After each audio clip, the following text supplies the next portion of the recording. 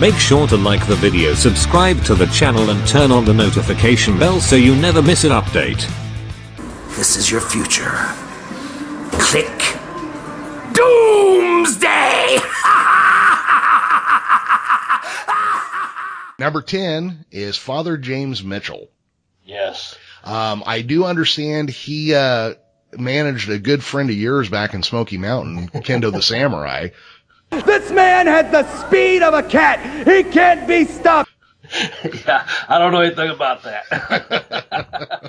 No, I think this is good coming in number 10, Father James Mitchell. He's had such a good career, and he was really scary. He just had his look about him.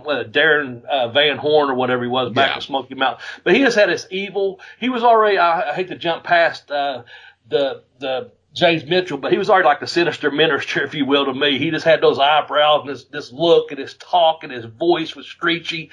Because he just had that whole dark side that Kevin Sullivan was sort of all about, and Kevin sort of made famous. But his was really unique and sort of vampirist. Yeah, he managed Kendo, and he also managed a damn 3,000-year-old mummy. So that might make a list in the future. We'll see about that. Yeah. But as a manager, man, James Mitchell, what a character. He really got over and got a good run down there in WCW, and I guess a couple other places. What, ECW? Well, ECW is where he really took off. Okay. He's kind of interesting that, he was a fan of comic book villains, so he adopted his look based on a lot of stuff seen in comic books, like his eyebrows. Yeah, I like that. Yeah, nice. Well, he got that from when the Punisher was a villain introduced in Spider-Man originally.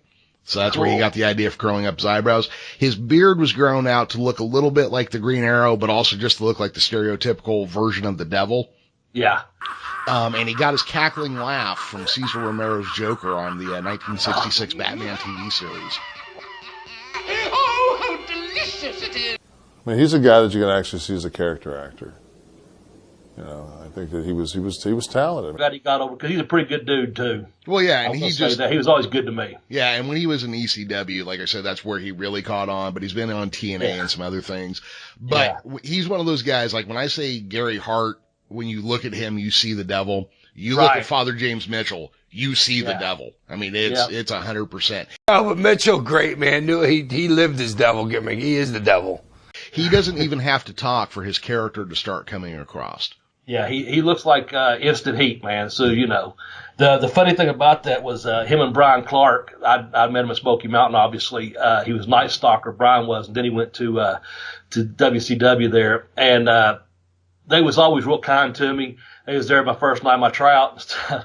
And we went on a road. I went like 10 days in a row to Orlando or something for some TV tapings. And about the first 3 days, we always just, like the first couple there, and we shook hands. And he was like, "Are we going to fucking do this every time we see you, Bobby, or what? You're here." And so it was one of them things. Always good to me, and that's nice to know. But like you said, man, that look, that character, instant fucking heat just looking at the guy.